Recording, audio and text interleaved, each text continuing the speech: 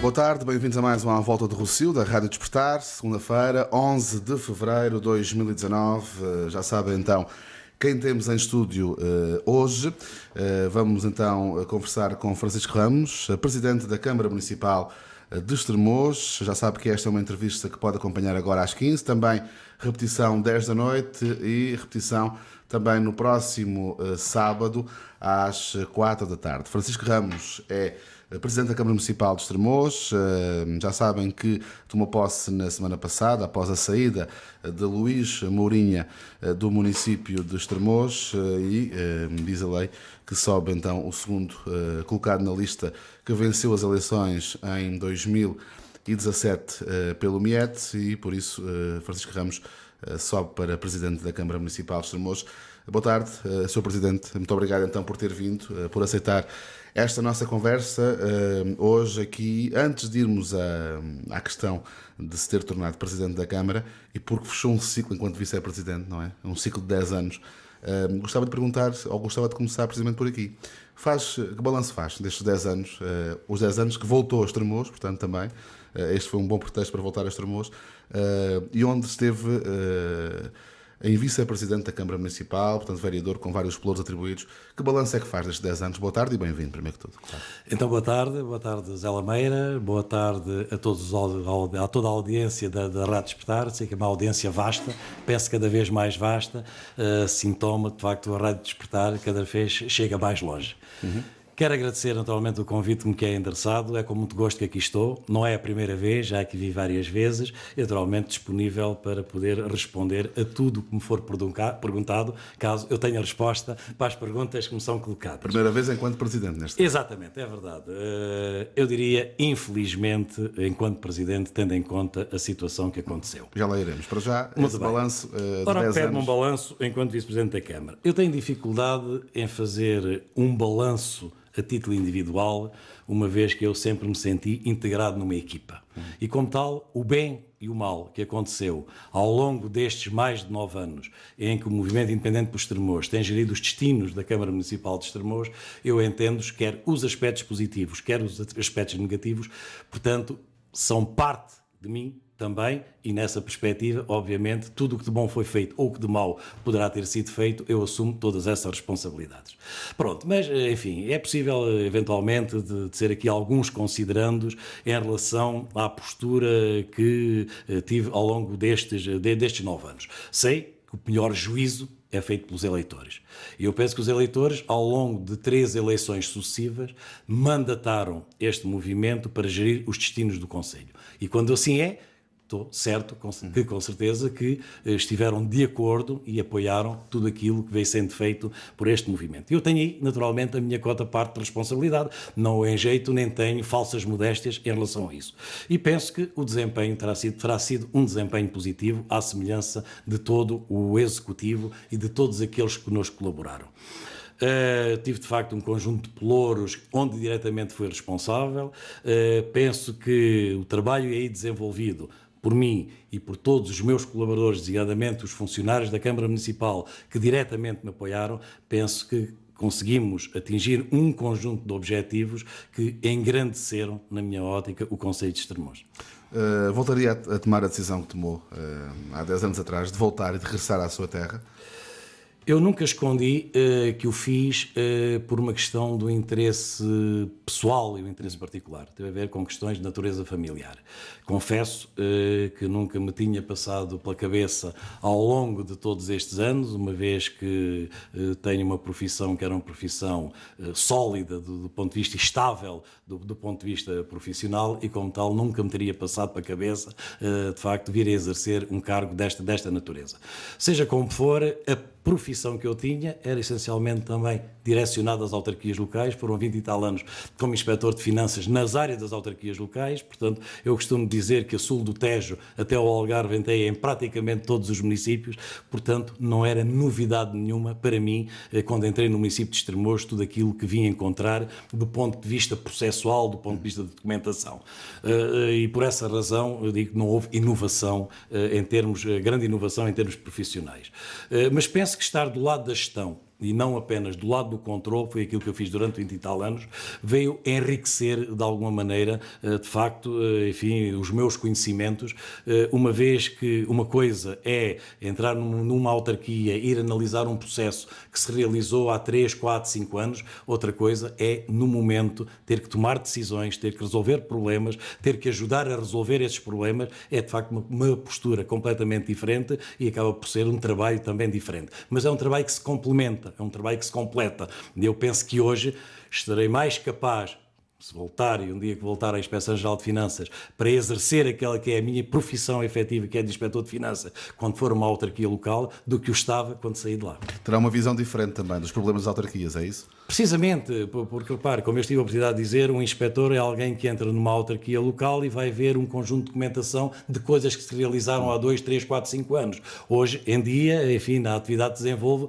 a tomada de decisão é imediata. E perante essa situação, quando analisamos essa documentação, temos que procurar colocar-nos, analisar esses processos à luz do que teria acontecido naquele momento. Porque às vezes é muito mais fácil analisar portanto, um conjunto de processos de uma forma fria, de coisas que aconteceram há não sei quantos anos atrás, do que de colocarmos nas decisões que têm que se tomar ao momento. E por essa razão eu entendo que é possível hoje, com essa experiência, fazer já análises mais consentâneas com a realidade do que eventualmente eu faria quando lá saí.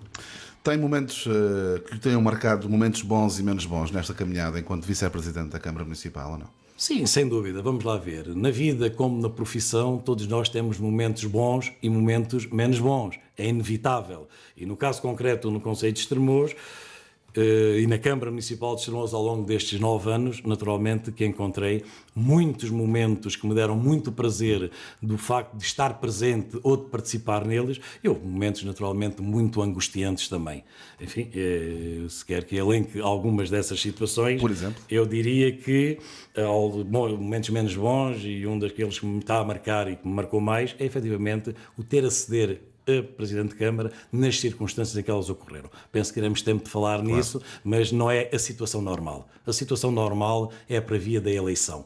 E é por essas situações que normalmente esses cargos devem ser exercidos. Não é pelas razões que vieram a acontecer. Mas a seu tempo falaremos disso, mas não é uma situação cómoda e tem que ser reconhecida desde já. Não me agrada, de facto, essa situação.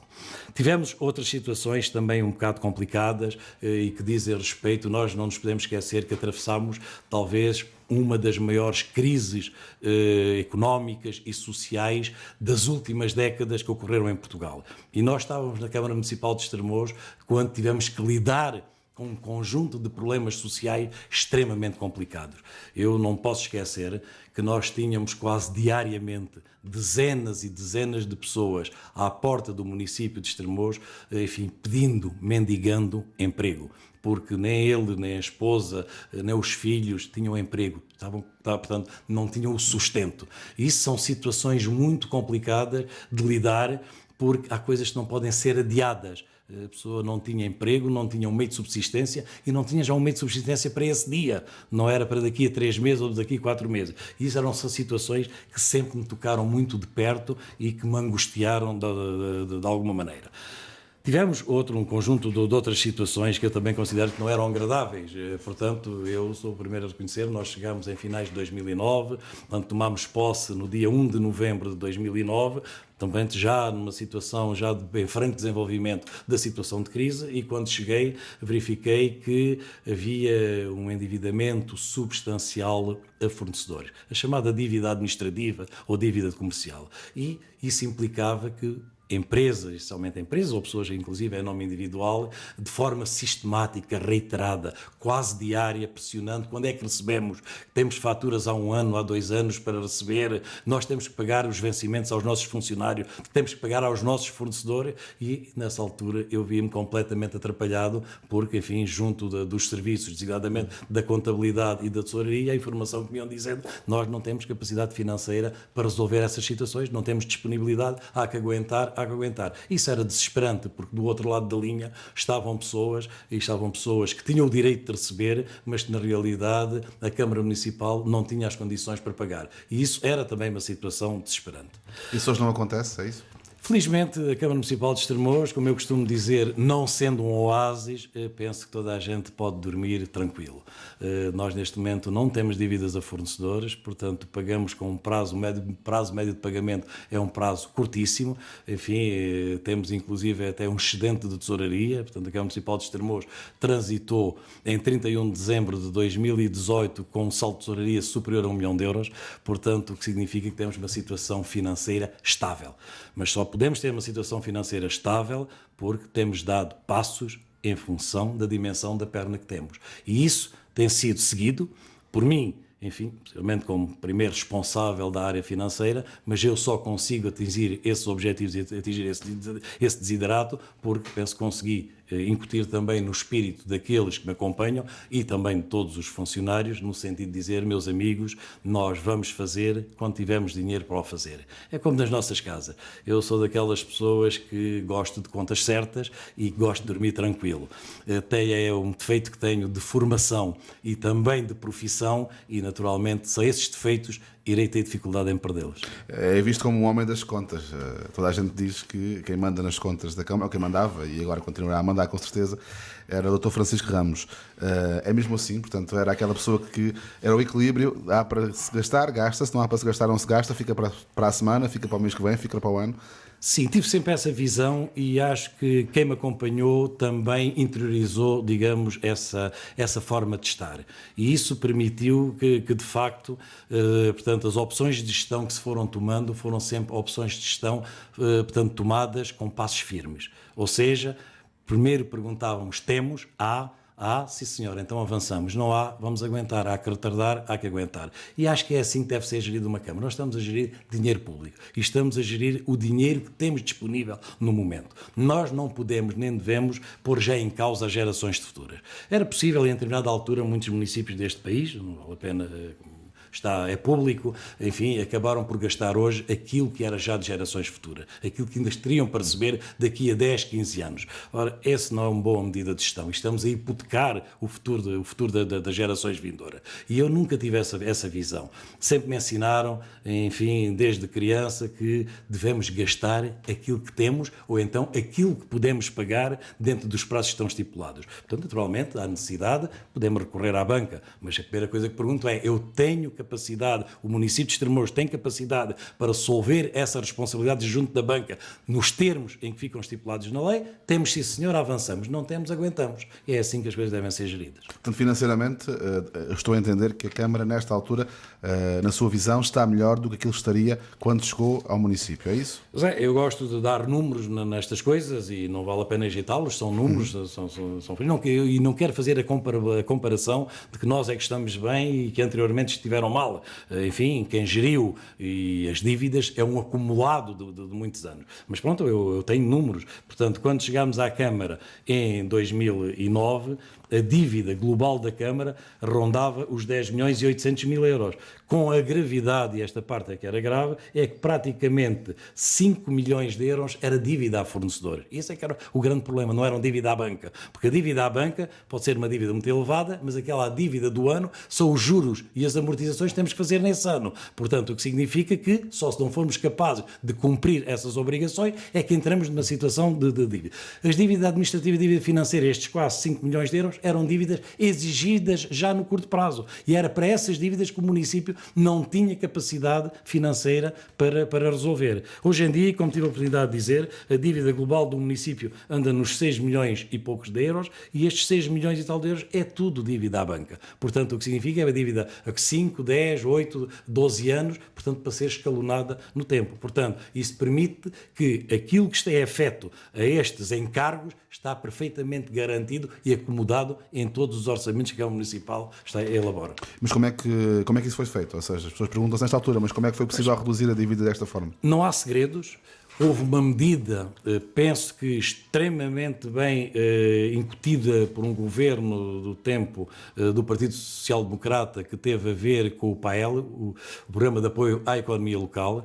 Houve uma disponibilização de verbas por parte do Orçamento de Estado que permitiu que as autarquias pudessem aceder a essas verbas e com elas pagar a dívida a fornecedores, portanto, foi um passo muito importante, mas não foi o único. Portanto, houve, de facto, um conjunto de contenções, de despesas que nos permitiram ir baixando gradualmente essa dívida e saldando, digamos, as dívidas que tínhamos a fornecedores. Aliás, esta situação financeira do município não é já apenas do ano de 2018, já há 3, 4 anos que o município gradualmente veio estabilizando essa situação financeira de forma a termos, inclusive, como tive a oportunidade de dizer, transitarmos com um superávit em 31 de dezembro de 2018 superior a 1 milhão de euros. Era um dos seus objetivos que foi cumprido, portanto, reduzir a dívida e colocar a Câmara com esta saúde financeira. Perfeitamente, era o meu objetivo, mas era o objetivo também do movimento. Portanto, nós só conseguimos fazer uma boa gestão se tivermos sãs finanças municipais. Isso é um princípio básico. Os governos centrais têm que pensar da mesma forma.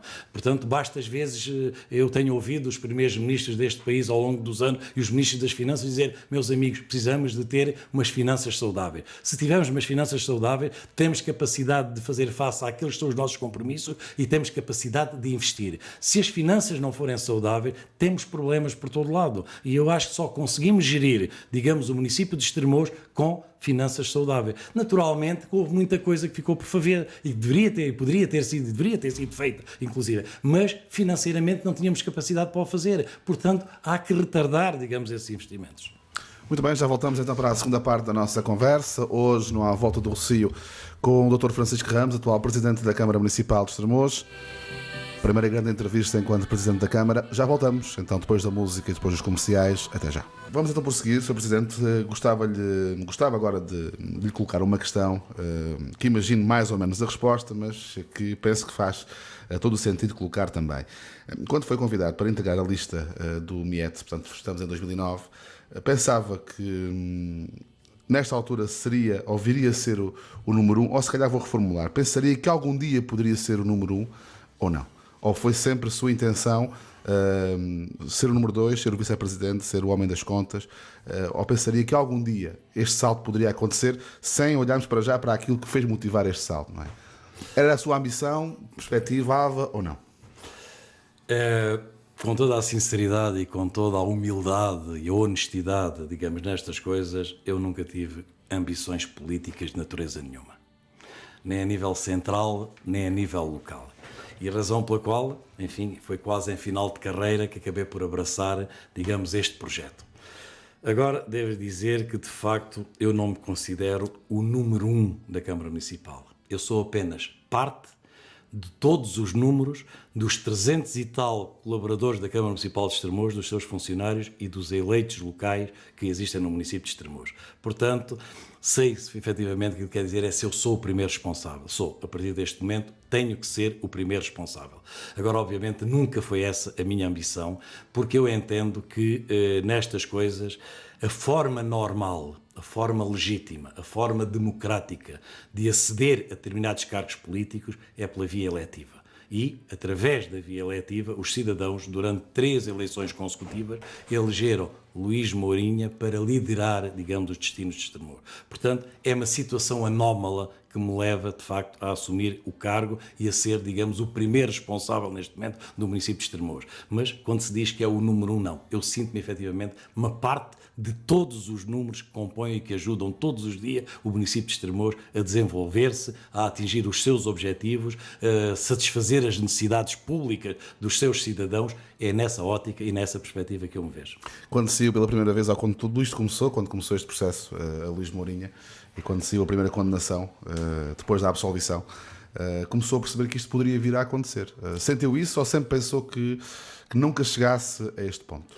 Com toda a honestidade, penso que nem eu, nem ninguém de bom senso poderia ter imaginado que um não facto tivesse levado a uma consequência desta natureza. A Câmara Municipal e os eleitos, designadamente o então Presidente da Câmara, Luís Mourinha, foi alvo de N processos, de N investigações, das mais diversas naturezas e, como tal, enfim, mais ou menos, praticamente todos eles acabaram por ser arquivados.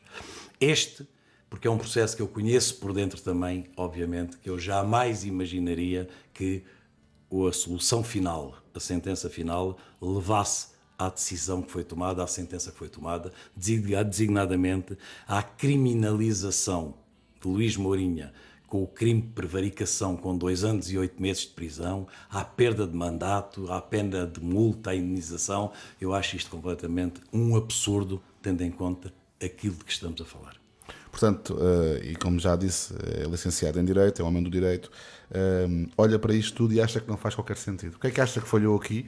Ou o que é que acha que foi decisivo para que o desfecho fosse este? Eu acho sinceramente que falharam várias coisas. Vamos lá ver. Eu acho que, e olhando, este é um processo, não nos esqueçamos que foi a terceira intervenção, digamos, de uma juíza neste processo. Nas primeiras 2 intervenções de 2 juízas, portanto, diferentes, tiveram um olhar diferente sobre o caso e tomaram decisões diferentes daquelas que foi tomada, portanto, nesta terceira sentença.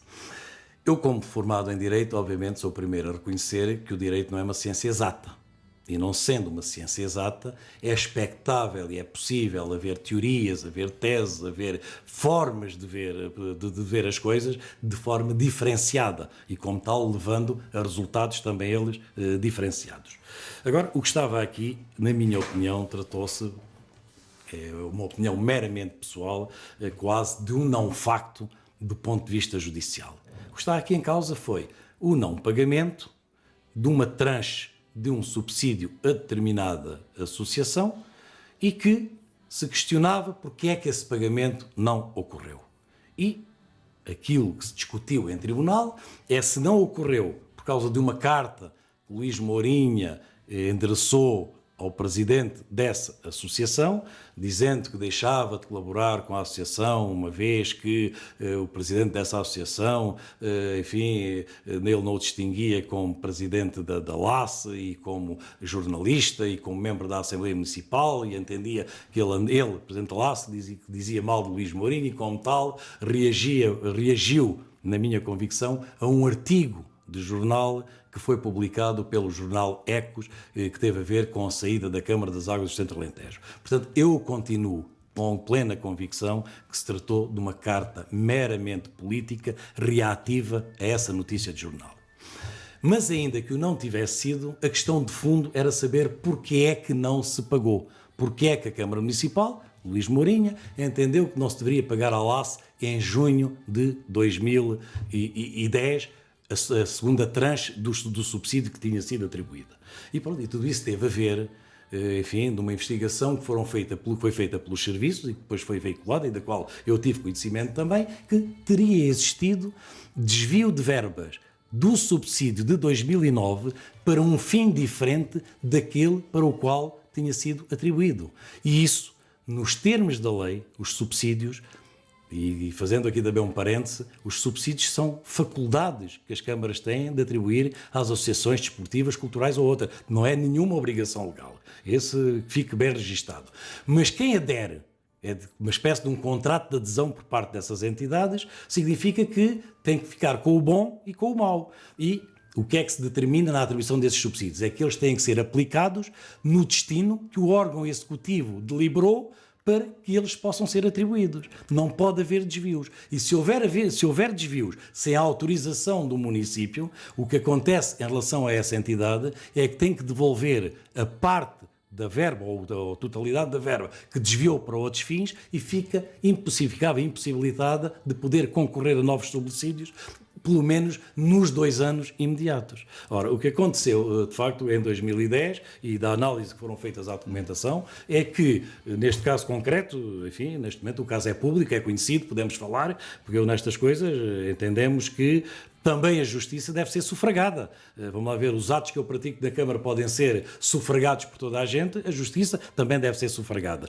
E deve ser aplaudida quando entendemos, ainda por opiniões pessoais, que esteve bem, como também pode ser criticada quando entendemos que há sentenças que estão erradas. Pronto, e perante essa situação, o que se concluiu, e pelos serviços terão concluído, que houve efetivamente uma verba do subsídio que foi atribuído que foi desviada para um outro fim. Penso que terá sido para fazer uma viagem ao estrangeiro, para assistir no âmbito de um projeto que são os Sítios da Paz.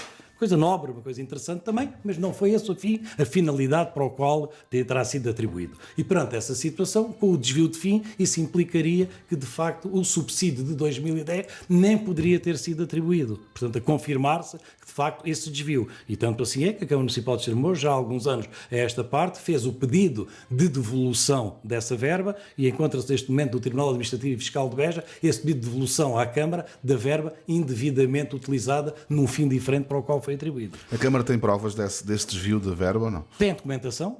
Portanto, foi entregue pela LACE? Exatamente. Portanto, a Câmara neste momento tem a deliberação de reunião de Câmara do Executivo de 2008, onde atribui o subsídio de 2009, tem a candidatura apresentada por essa associação e verifica o fim a que ela se destinava, quais os eventos que iam ser realizados em 2009 e tem os documentos de quitação, a documentação de despesa que deveria justificar a afetação dessa verba. E dessa documentação de despesa, o que consta lá, efetivamente, é uma viagem, já não me recordo a que país, a Holanda, penso eu, acho que são na ordem dos 7.000 euros, dos 10.200 ou 10.300 euros que tinham sido atribuídos a essa entidade no ano de 2009, há uma verba na ordem dos 7.000 ou 7.300 euros que está justificada com documentos de despesa que são essa viagem ao estrangeiro. Portanto, há um desvio de fim. Havendo um desvio de fim, o regulamento da Câmara, que é uma lei, determina para essa associação e para qualquer outra que essa associação tem essa penalização. E é isto que o Tribunal devia ter apreciado, na minha opinião. É dizer, sim senhora, existe uma carta que nem sequer fala no desvio de verbas, porque o artigo que foi publicado nesse jornal data, salvo erro, de 1 de julho de 2010 e a carta tem data de 8 ou 9 de julho de 2010. Mas nessa altura ainda estava em averiguação, os serviços estavam a tentar analisar os subsídios que tinham sido atribuídos em 2009. Pronto, e na primeira altura a única informação que havia era de que efetivamente não tinha sido feita lá determinada ação. E nessa altura eu próprio cheguei a questionar, mas não foi feita a ação e o subsídio foi atribuído na íntegra, então foi gasto noutras ações, ou o que é que se passou? Pronto, e depois de uma longa investigação de papéis para cá, telefonemas e caras e quê, portanto a documentação de despesa que foi apresentada na Câmara Municipal para justificar a totalidade, digamos, do subsídio atribuído, foram precisamente faturas dessa natureza. E perante isso, de harmonia com os regulamentos da Câmara, não eram faturas aceitáveis, consideradas elegíveis pelo município, porque entendeu-se que havia ali um desvio de fim, um desvio das ações para os quais as verbas tinham sido atribuídas. E isso é que eu acho que devia ter sido analisado pelo Tribunal, independentemente da carta. Porque podia haver uma carta, podia haver 10 cartas, podia haver 50 cartas. Imaginemos que a carta dizia ao contrário, sim senhor, eu vou-lhe pagar. Bem, mas com aquela irregularidade o pagamento poderia ser efetuado. Não podia.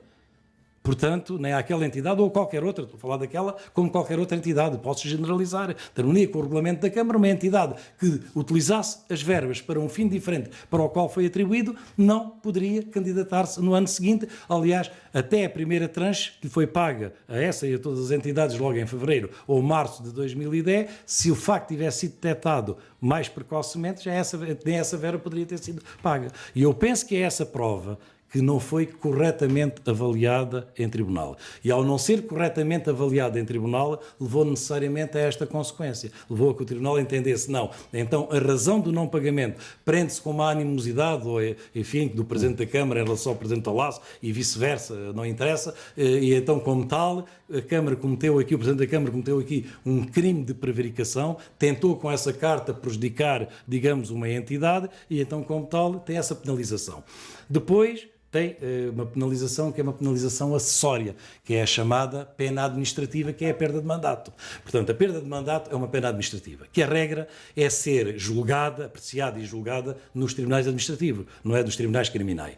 No caso dos tribunais criminais, aparece sempre como pena acessória, ou seja, só há uma pena desta natureza administrativa se houver um crime a ser julgado e uma condenação em crime. De outra maneira, se não houver crime, não há pena acessória. Pronto, e onde eu acho que também está errada, na minha opinião, essa sentença, vale o que vale naturalmente, mas vamos lá ver. A sentença condena Luís Mourinha numa pena de 2 anos e 8 meses pelo crime de prevaricação, mas depois a medida da pena tem a ver naturalmente com os atenuantes e as agravantes. Há uma moldura penal e é dentro dessa moldura penal naturalmente que o juiz, em função das atenuantes e dos agravantes, vai definir a medida da pena. E aí entendeu que eram 2 anos e 8 meses. Mas depois, também o mesmo juiz o juíza, neste caso, entendeu bem, a pena que está a ser aplicada não tem uma gravidade tal que justifique a sua execução. E arranja um conjunto de argumentação, na própria sentença que diz, olha, então de facto o senhor cometeu um crime, é censurável a conduta que praticou e é enquadrável de uma tipologia de crime prevista na Lei 34/87, mas o senhor não vai ter que cumprir essa pena, eu vou-lhe suspender esta pena, porque não se justifica por um conjunto de argumentação. E estamos a falar daquilo que é a pena principal. Ou seja, quando a própria juíza entende que a pena principal não deve ser executada por parte, digamos, do réu, do arguido, então a questão que se coloca é, então e porquê é que se vai executar uma pena acessória que está intimamente, portanto, dependente da pena principal? Parece que, enfim, à luz do bom senso no meio destas coisas todas, então também deveria ser suspensa, como é natural. Pronto, mas não, aqui entendeu-se constitucionalmente correto em tese, e efetivamente pode haver uma pena principal não ser suspensa e a pena acessória não ser, mas enfim, custa a perceber um bocado uma decisão dessa natureza. E depois há aqui, se quisermos também, enfim, o direito tem um conjunto de princípios, e há princípios constitucionais, também tem a ver com o princípio da proporcionalidade. E dizia uma vez um amigo meu, a propósito de outras coisas, que o senso comum, o cidadão comum, tem consciência também de quando uma pena é bem aplicada ou mal aplicada, ou quando a dimensão dessa pena se coaduna ou não com o facto que lhe está subjacente. E parece-me que as regras do bom senso, e designadamente as regras constitucionais da proporcionalidade, que o facto de não se ter pago uma tranche de um subsídio a uma associação no valor de 900 euros possa levar naturalmente a uma consequência dessa natureza. E aí penso que a sentença, a sanção que foi aplicada é, em termos de proporcionalidade, completamente desajustada ao facto que lhe está subjacente. Essa é a minha convicção pessoal.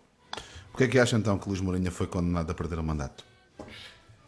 Vamos lá ver. Porque a pena foi suspensa, não é? A pena de prisão foi suspensa. Exatamente, a pena de prisão Mas está suspensa. A pena acessória tem que cumprir. É que vai ter que cumprir, que é a tal pena administrativa. Perde então, deixa de ser Presidente da Câmara. Exatamente. Porque é que acha que isso aconteceu? Há aqui uma questão política também, Dr. Eu queria acreditar que não. E quero continuar a acreditar que os tribunais não se deixam politizar. E acho que muito mal vai um Estado de Direito quando um dos principais pilares da democracia portuguesa, que é precisamente a justiça, se deixar politizar. Se isso um dia vier a acontecer, eu penso que as sociedades onde isso acontece, e temos vários exemplos por esse mundo fora, são sociedades que de facto não funcionam. E eu acho que Portugal, com a sua história, com os séculos de história que tem, com a experiência que tem nas mais diversas áreas, o dia em que isso acontecer, que será a jurisdicionalização da política, então acho que estamos a viver num mundo muito perigoso.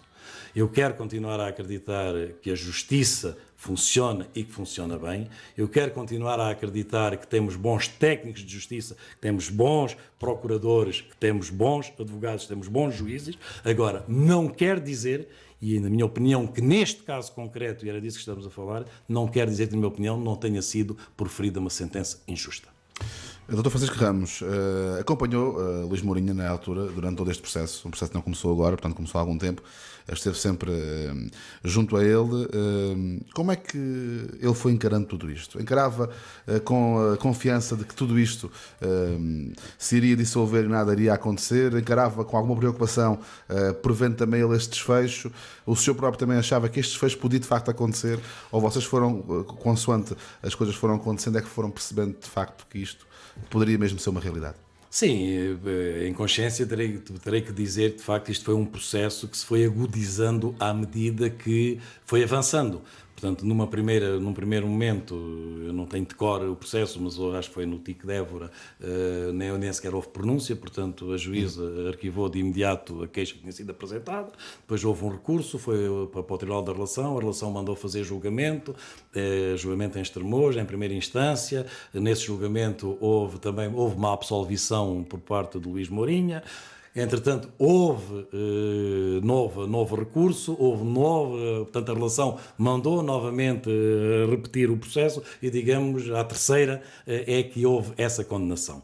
Mas pronto, ao haver essa condenação, apesar de termos ficado com alguma perplexidade, porque ela é diametralmente oposta às decisões das senhoras juízas anteriores, foi uma visão diferente, digamos, neste terceiro julgamento, ficámos com a convicção que o Tribunal Superior, que seria o Tribunal da Relação, que com a argumentação que, entretanto, foi aduzida por parte dos advogados nesse recurso, que seria repor aquilo que nós entendíamos que seria a justiça, digamos, deste processo. Mas não. O Tribunal da Relação entendeu confirmar esta decisão, fez apenas um pequeno ajustamento, penso que no que teve a ver com a questão financeira da indemnização cível, portanto, num valor acho que reduziu de 4.500 euros, penso para 1.500, não tenho presente, mas naquilo que era o essencial, designadamente na parte criminal e na pena acessória, manteve a decisão de primeira instância, invocando que na relação não se trata de um segundo julgamento e, como tal, tinha sido apurado nesse primeiro julgamento, era aquilo que